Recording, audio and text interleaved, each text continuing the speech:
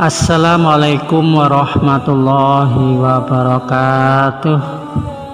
Para sahabat dunia info dunia yang dirahmati oleh Allah, semoga kesehatan, keselamatan, perlindungan Allah, rezeki yang berlimpah ruah senantiasa dilimpahkan oleh Allah kepada kita sekalian. Para sahabat dunia info dunia yang dirahmati oleh Allah, beriman kepada hari akhir merupakan salah satu rukun iman. Jika orang tidak beriman, maka dia tidaklah dikatakan sebagai orang yang beriman. Pada hari akhirlah semua perbuatan manusia akan mendapatkan ganjaran atau balasan. Jika berat timbangan amal buruknya, maka dia akan dimasukkan ke dalam neraka. Sebaliknya, jika perbuatan baiknya, pahala baiknya lebih berat daripada amal buruknya, maka dia akan masuk ke dalam surga. Salah satu kenikmatan surga yang akan diperoleh untuk orang-orang yang beriman dan beramal soleh adalah pendamping atau yang disebut dengan bidadari surga. Di hadis riwayat Tirmidzi, Rasulullah Shallallahu Alaihi Wasallam bersabda, orang yang mati syahid memiliki 6 keistimewaan di sisi Allah. Diampuni dosanya sejak tetes darah pertama. 2. Bisa melihat tempatnya di surga dan dilindungi dari azab kubur. 3. Diberi rasa aman dari peristiwa kehancuran. 4. Kepalanya diberi mahkota kewibawaan. 1 berlian yang menempel di mahkota itu lebih baik daripada dunia seisinya. 5. Dinikahkan dengan 72 istri dari bidadari. 6. Diberi hak memberi syafaat 70 orang dari kerabatnya. Sedangkan riwayat yang lain menyebutkan bahwa jumlah pendamping surga berbeda-beda. Ada yang berjumlah 72 bidadari selain wanita surga.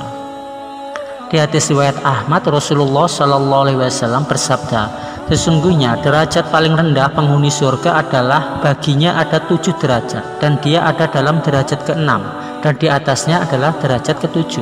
Baginya sebanyak 300 pelayan. Setiap pagi dan sore dihidangkan 300 nampan hidangan, dan aku tidak tahu kecuali beliau berkata dari emas.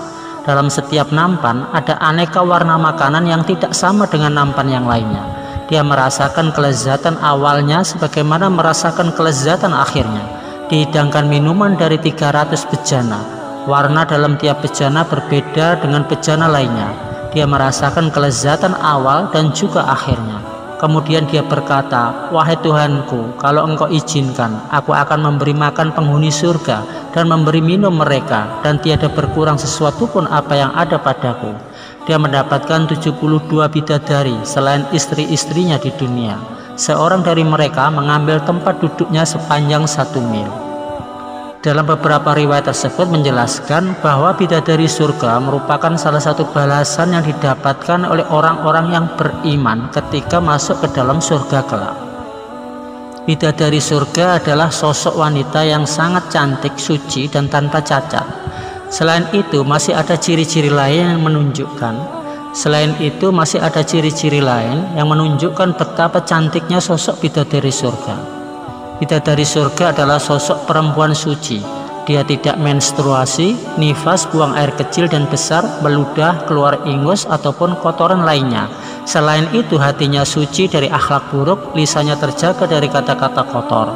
Allah berfirman di surat Al-Baqarah ayat 25 yang artinya, dan sampaikanlah kabar gembira kepada orang-orang yang beriman dan berbuat kebaikan, bahwa untuk mereka disediakan surga-surga yang mengalir di bawahnya sungai-sungai. Setiap kali mereka diberi rezeki buah-buahan dari surga, mereka berkata, inilah rezeki yang diberikan kepada kami dahulu.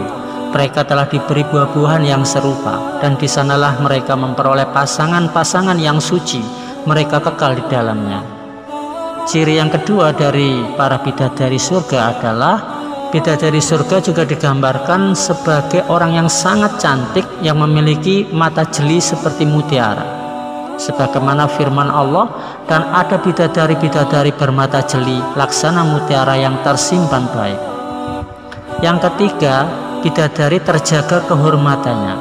Mereka menjaga pandangan dan terjaga dengan baik, layaknya telur burung unta. Sebagaimana firman Allah di surat As-Saffat ayat 48-49, Di sisi mereka ada bidadari-bidadari yang tidak liar pandangannya dan jelita matanya, seakan-akan mereka adalah telur burung unta yang tersimpan dengan baik. Dan yang keempat, bidadari surga adalah sosok-sosok perawan yang belum tersentuh siapapun. Sebagaimana firman Allah di surat Al-Waqiah 35-37, sesungguhnya kami menciptakan mereka bidadari-bidadari dengan langsung, dan kami jadikan mereka gadis-gadis perawan, penuh cinta lagi sebaya umurnya. Dan yang kelima, bidadari surga adalah digambarkan sebagai wanita yang berbau harum, sebagaimana sabda Rasulullah SAW, sekiranya salah seorang bidadari surga datang ke dunia, pasti dia akan menyinari langit dan bumi dan memenuhi antara langit dan bumi dengan aroma yang harum semerbak. Sungguh tutup kepala salah seorang bidadari surga itu lebih baik daripada dunia dan seisinya. Itulah gambaran yang diceritakan oleh Allah dan Rasul-Nya tentang bidadari-bidadari surga. Di antara bidadari-bidadari itu ada satu bidadari yang paling cantik di antara mereka. Bidadari itu namanya adalah Al-Aina Mardiyah. Al-Aina Mardiyah hanya diberikan oleh Allah kepada orang-orang yang berjihad di jalan Allah. Arti dari Ainul Mardiyah adalah mata yang diridhoi, atau setiap pandangan yang melihatnya pasti akan menemukan keridhaan di hati. Dikisahkan bahwa saat itu pasukan Abdul Wahid sedang bersiap untuk berperang melawan musuhnya. Kisah ini terjadi pada zaman keemasan Islam, sekitar zaman dinasti Bani Umayyah atau Bani Abbasiyah. Waktu itu Abdul Wahid melihat ada seorang pemuda remaja yang usianya baru sekitar 15 tahun. Ayah pemuda itu telah meninggal dunia dan mewariskan harta benda yang sangat banyak kepadanya. Pemuda itu lantas datang kepada Abdul Wahid, kemudian bertanya, benarkah Allah akan membayar jiwa dan harta orang-orang iman dengan surga? Tanya sang pemuda itu. Maka Abdul Wahid pun berkata, iya benar. Sang pemuda itu pun kemudian menyatakan dirinya sanggup menyerahkan jiwa dan hartanya demi surga. Maksudnya dia ingin ikut berjihad berperang di jalan Allah. Maka pemimpin rombongan perang, yaitu Abdul Wahid pun berkata, wahai saudaraku, sesungguhnya tebasan pedang itu sangat berat, sedangkan engkau masih sangat muda. Aku khawatir engkau tidak mampu bersabar dan akhirnya lemah. Sang pemuda tetap memantapkan dirinya untuk ikut berjihad di jalan Allah. Dia berkata, wahai Abdul Wahid, sesungguhnya aku telah menjual jiwaku kepada Allah dengan imbalan surga. Karena aku sangat gembira, aku telah bersumpah kepada Allah dengan sungguh-sungguh untuk menyerahkan diriku kepada Allah, kata pemuda tersebut dengan mantap. Mendengar kemantapan pemuda tersebut, Abdul Wahid bahkan merasa jiwanya berubah menjadi kerdil. Dia merasa kalah dengan jiwa seorang pemuda yang masih belia tersebut. Dia membayangkan anak laki-laki yang masih belia itu mampu berpikir dengan indahnya. Kemudian akhirnya pemuda itu pun segera mengambil seluruh harta yang dia miliki dan dia serahkan kepada sabilillah, kecuali seekor kuda dan persenjataan yang dia miliki. Ketika datang waktu untuk berjihad, pemuda itulah orang yang pertama kali maju untuk berjihad. Mereka mulai melakukan perjalanan jihad menuju perang, dan selama itu pula si pemuda selalu memenuhi harinya dengan berpuasa di siang hari serta menegakkan qiyamul lail di malam hari. Pemuda tersebut juga melayani keperluan perbekalan dan kuda-kuda tunggangan seluruh pasukan. Dia berusaha untuk membantu seluruh pasukan sebisa mungkin. Dia juga bahkan berjaga ketika pasukan yang lain tertidur. Terus-menerus pemuda itu melakukan amalannya sampai pasukan tersebut menghadapi musuh di negeri Romawi. Pada suatu hari sang pemuda remaja tadi berkata, betapa rindunya aku pada Al-Aina Al-Mardiyah. Abdul Wahid pun bertanya apa yang dimaksudkan oleh pemuda tersebut. Sang pemuda kemudian bercerita bahwa tadi dia sempat mengantuk dan tertidur sekejap. Kemudian dia merasa tiba-tiba ada seorang laki-laki mendatanginya dalam mimpinya. Laki-laki itu berkata kepada pemuda tersebut, pergilah engkau menuju Al-Aina Al-Mardiyah. Laki-laki itu kemudian membawa sang pemuda menuju sebuah taman yang di dalamnya ada sungai yang alirannya terbuat dari air yang tidak berubah bau. Di pinggir sungai itu ada beberapa gadis-gadis jelita yang memakai perhiasan yang sangat-sangat indah. Ketika melihat kedatangan sang pemuda itu, gadis-gadis itu kemudian menyambutnya dengan ceria dan berkata, "Inilah dia suami Al-Aina Al-Mardiyah." Sang pemuda kemudian mengucapkan salam dan berkata, "Apakah salah seorang di antara kalian ada yang bernama Al-Aina Al-Mardiyah?" Para gadis-gadis itu pun menjawab, "Tidak ada, tapi kami ini adalah para dayang dan pelayannya. Berjalanlah terus kamu ke depan, maka engkau akan bertemu dengannya." Maka sang pemuda tersebut kemudian melanjutkan perjalanannya. Dalam perjalanannya, dia banyak sekali menemui taman-taman indah dengan berbagai sungai-sungai ajaib. Dari yang alirannya airnya merupakan sungai air susu, sungai Khomer, hingga sungai madu yang sangat jernih. Di setiap taman pun selalu ada banyak para gadis-gadis yang cantik jelita dengan perhiasan yang semakin indah. Namun tidak ada satupun di antara mereka yang bernama Al-Aina Ahmadiyah. Sehingga akhirnya sampailah pemuda tersebut pada sebuah istana yang sangat indah. Istana itu terbuat dari mutiara putih. Di depannya ada seorang gadis yang sangat cantik kemudian bertutur kepada seseorang, "Wahai Al-Aina Al-Mardiyah, inilah suamimu telah datang."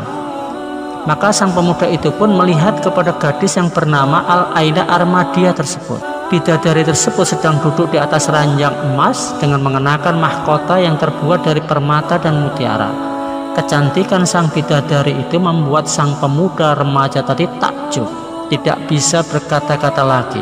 Sang bidadari itu pun kemudian berkata kepada pemuda tadi, "Selamat datang wahai Waliur Rahman, telah dekat waktu kehadiranmu kepada kita." Sang pemuda itu pun berjalan mendekati bidadari untuk memeluknya, tapi ditolak oleh bidadari tadi. Dengan lembut sang bidadari pun berkata, "Janganlah tergesa-gesa, belum tiba waktunya bagimu untuk dapat memelukku. Engkau masih memiliki ruh yang ada di dalam jasadmu, maka berpuasalah esok hari, kemudian engkau akan berbuka bersama kami malam harinya di surga." Tiba-tiba sang pemuda itu pun terbangun dari mimpinya. Saat sedang menceritakan kisahnya tersebut, tiba-tiba datanglah gerombolan musuh, yaitu pasukan Romawi yang menyerang pasukan Muslim. Sang pemuda remaja yang masih berumur 15 tahun itu pun segera bangkit untuk menghadapi serangan dari pasukan Romawi tersebut. Dan dengan kecekatannya dan skillnya, maka dia berhasil mengalahkan 9 orang dari pasukan musuh. Pasukan Romawi yang berjumlah 9 orang itu berhasil dibunuhnya. Akhirnya saat menghadapi musuh yang ke-10, sang pemuda itu pun kalah. Ia pun akhirnya mati syahid. Tubuhnya yang berlumuran darah itu pun ditinggalkan oleh rohnya. Wajahnya menyunggingkan senyuman yang indah. Tampaknya inilah waktu saatnya bertemu dengan bidadari surga Al-Aina Al-Mardiyah. Di surat An-Nisa ayat 69 dijelaskan bahwa mereka akan bersama-sama dengan orang-orang yang dianugerahi nikmat oleh Allah, yaitu nabi-nabi, para siddiqin, orang-orang yang mati syahid, dan orang-orang yang soleh, dan mereka itulah teman yang sebaik-baiknya. Kisah tentang Ainul Mardiyah atau Al-Aina Al-Mardiyah itu juga diriwayatkan di dalam hadis riwayat Tirmidzi. Insya Allah itu yang bisa kami sampaikan. Semoga bermanfaat. Wassalamualaikum warahmatullahi wabarakatuh.